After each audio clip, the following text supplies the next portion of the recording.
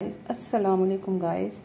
तो जैसा कि आप ये देख रहे हैं कि ये जो टेबल है और इस पर कुछ बॉल्स पड़े हुए हैं, तो ये अभी बताती हूँ मैं आपको ये क्या हैं। तो जी ये देख सकते हैं आप, ये रसगुल्ले हैं, ठीक है। ये रसगुल्ले हैं और कितने ही अच्छे लग रहे हैं इस बोल में सजे हुए। अब नेक्स्ट जो चीज़ है वो है जी ये गुलाब जामुन। ये देखिए,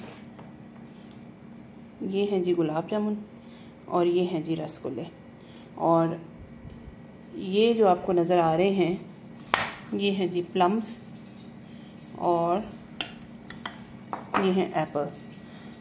ये देखें कितने खूबसूरत कलर है इन प्लम्स का, और प्याला भी, और बोल देखें कितना खूबसूरत है, क्रिस्टल बोल है ये। और ये एप्पल्स हैं, ये रेड बॉल में। अच्छा, ये जो एप्पल्स हैं ना, ये हैं जी काला कुल्लू। मैं पहले भी बता चुकी हूँ कि काला कुल्लू की डिटेल, लेकिन एक चीज़ मैं भूल गई थी बतानी कि काला कुल्लू नाम जो इसको दिया गया है वो हमारा एक पड़ोसी मुल्क है, उसमें एक जगह है, वो एक हिल स्टेशन है कुल्लू मनाली के नाम से। तो ये एप्पल्स हमेशा काला कुल्लू एप्पल इस साइज़ में होता है, याद रखें। वो इतने बड़े बड़े 1-1 किलो वाले जो सेब हैं वो काला कुल्लू हरगिज़ नहीं होते, और वो सॉफ्ट होता है, जूसी या क्रंची नहीं होता, सॉफ्ट होता है। और वो कमरे में एक पड़ा हो ना तो यूँ लगता है कि सेबों की पेटी खुल गई है और पूरा कमरा खुशबू से महक उठता है। तो ये इसका जो नाम है वो उस हिल स्टेशन के नाम पर है, कुल्लू नाम है, कुल्लू मनाली उस जगह का नाम है।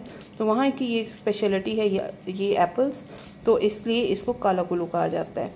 तो ये एक है, होते तो ये काफ़ी एक्सपेंसिव हैं, जो जिनको पहचान है काला कुल्लू की सिर्फ वही मतलब उनको पहचान होती है, और बड़ी शॉप्स जो फ्रूट शॉप्स हैं उसके अलावा ये मिलते नहीं हैं। अच्छा जी, ये जो मैंने आपको बताया था ये गुलाब जामुन है, नहीं जी ये गुलाब जामुन नहीं है, ये वाटरमेलन है, तरबूज। और इसको मैंने इस स्टाइल से काटा है। और ये जो रसगुल्ला, ये जो है, ये जो रसगुल्ले का तारुफ मैंने आपको करवाया था, तो ये रसगुल्ला भी हरगिज़ नहीं है, ये है जी गरमा, ये रशियन गरमा है और ये वाटरमेलन है, ठीक है। अब ये देख रहे हैं आप, प्रिंसेस ने तोड़ा इसे, तो ये है जी वाटरमेलन।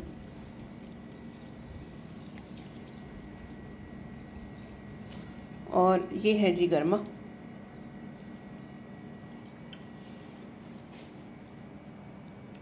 तो मैं आपको बता दूं, तो एक चीज़ ये होती है कि आप के अंदर कितना सलीका है।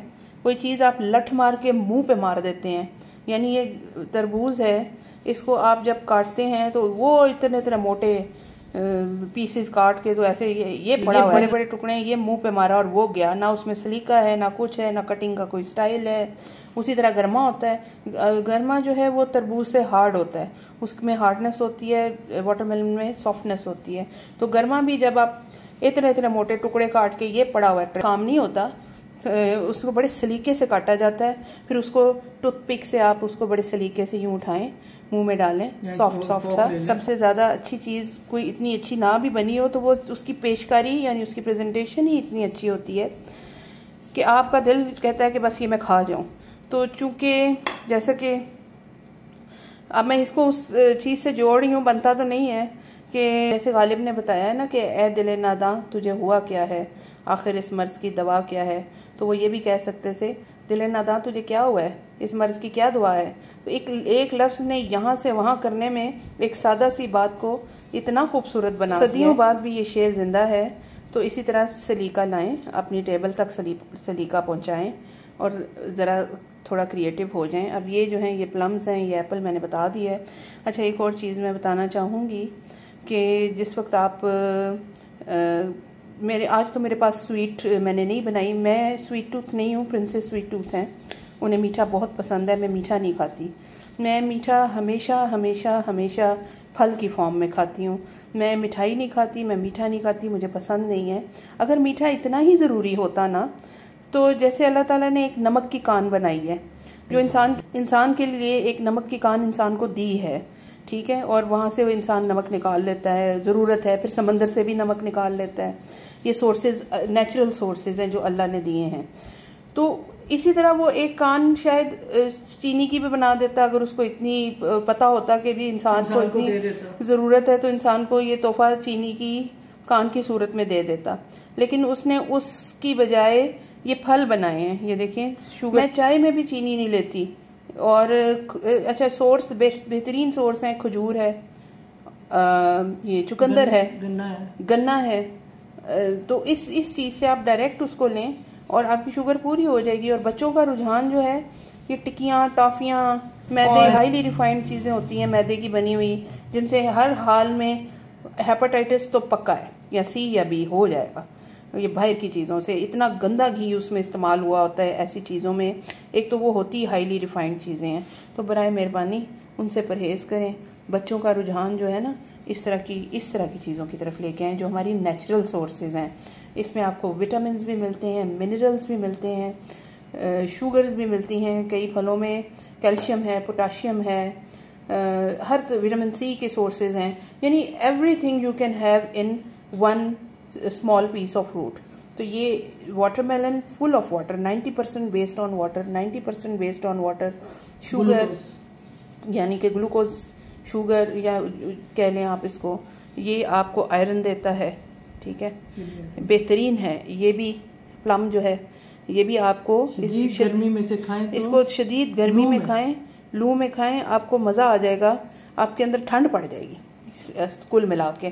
तो ये जो रेडियों पे बेच रहे होते हैं ना, इमली आलू बुखारे का शरबत 80 का ग्लास, जो तो असल जिस सोर्स से वो शरबत बना है वो 400 रुपये किलो आ रहा है, तो 80 रुपये का ग्लास आपको थोड़ा सेंस से चलें। और तो गाइस, आम जो है उसको मुख्तलिफ़ तरीक़ों से काटा जाता है, सर्व किया जाता है, खाया जाता है। लेकिन मैं जिस तरीके से आम को काटती हूँ अपने स्टाइल से और जिस तरीके से मैं खाना पसंद करती हूँ, तो मैं आज वो तरीका आपको बताऊँगी। तो ये है चौसा, ठीक है। तो इसके लिए बहुत ज़रूरी है कि आपके पास बहुत सख्त हार्ड किस्म का आम हो, ना सॉफ्ट आम नहीं होना चाहिए। तो पहले मैं इसको आपको काट कर दिखाती हूँ कि मैं कैसे काटती हूँ। बिस्मिल्लाह। ये आपने दरमियान में से इसको काट लिया बराबर से, ठीक है। उसके बाद आपने ये एक एंड से यहाँ से पकड़ा और एक यहाँ से पकड़ा, और इसको थोड़ा सा जोर दे के और यूँ, ये देखें कितना खूबसूरत लग रहा है। एक तो ये स्टाइल है। अब इसका भी आगे एक स्टाइल है, और ये हम यहाँ पे ये प्यारी सी प्लेट आप देख रहे हैं, ये देखें किस कदर खूबसूरत है। प्रेजेंटेशन के साथ आपके पास बर्तन, किनारे कितने, हाँ जी, ये एम्बोज हुए हुए हैं। बर्तन भी आपके पास अगर खूबसूरत है तो क्या बात है, खाने को भी 4 चांद लग जाते हैं। तो ये मैंने यहाँ पर ऐसे सेटल कर दिया, जिसकी गुठली भी इसी तरह पकड़ के आप निकाल सकते हैं। आप पकड़ के निकाल सकते हैं। तो इसके अंदर अब जैसे ये मैंने डाला है ना, ये आपको नज़र आ रहा है। पहले दूसरा भी काट लें। तो अभी मैं बताती हूँ आपको कि ये बाकी क्या करना है। ये हार्ड है। तो जी, ये दूसरा स्टाइल जो है मेरा वो इस तरह से है। यूँ आपने आम को फुल ऐसे काट लिया, आपने यूँ स्लांटिंग, ये स्लांटिंग जो है पूरा फुल काट करें, पूरा ऊपर के बाहर आ जाए। ये देखें आपने इसको बर्फी काट, गहरे से कट्स लगाने हैं। और ये जैसे हम बर्फी काटते हैं ना, डायमंड शेप जिसे बोलते हैं, तो ये आपकी आ जाएगी डायमंड शेप। ये देखें उसकी खूबसूरती। अब इसको खाने का टाइम आया है, तो इसको यूँ पकड़ा और ये ब्लॉक जो है इसको यूँ चम्मच से यूँ लिया, ये देखें, और इसको खा लिया। ना हाथ भरे ना कपड़े भरे, किस कदर मज़े का है। और जब आप सर्व भी करें तो इस तरह से यूँ रख के सर्व करें। इसके ऊपर आप क्रीम भी डाल सकते हैं। इस पर आप चाहें तो क्रीम डाल दें और चाहे तो वैसे ही खा लें। और ये वाला जो मैंने आपको दिखाया था, तो इसके अंदर आप चाहें तो अपनी फेवरेट आइसक्रीम, कोई भी फेवरेट आइसक्रीम है आपकी, उसका एक स्कूप डालें और ये इसको यूँ चम्मच से लिया और ऐसे ऐसे करके निकाल के, ये देखिए रस भी आ गया। जैसे चाहें खाएं, लेकिन ये एक तमीज़दार तरीके से आम खाने का तरीका है। ये देखें ये, और गालिब को आम बहुत पसंद थे और हमारे घर में गालिब, मिर्ज़ा गालिब साहब की बड़ी इज़्ज़त होती है। और आज कितनी सदियों के बाद भी उनके कहे हुए शेर जो हैं वो ज़िंदा हैं और हालात के मुताबिक चलते हैं। तो ये थी जी मैंगो स्टोरी, ये आपको नज़र आ गई है। बाकी मैंने गर्मा और जो है वो बता दिया आपको कि वाटरमेलन का भी कि किस स्टाइल से काटा था मैंने। तो उम्मीद है कि आपको मेरा ये स्टाइल भी अच्छा लगा होगा और मेरे तमाम व्लॉग्स आप देखा कीजिए और उनमें ज़रूर कुछ ना कुछ होता है, टिप्स होते हैं और मिस मत किया कीजिए। मैं डेली व्लॉग डालती हूँ, तो अगर आपको मेरा व्लॉग अच्छा लगा हो तो लाइक करें, कमेंट करें, शेयर करें, जैसे मैंने कहा सब्सक्राइब करें और कमेंट बॉक्स में आकर कमेंट ज़रूर दीजिए। बाकी पाकिस्तान जिंदाबाद, पाकिस्तान पाइंदाबाद। खुदा हाफिज़।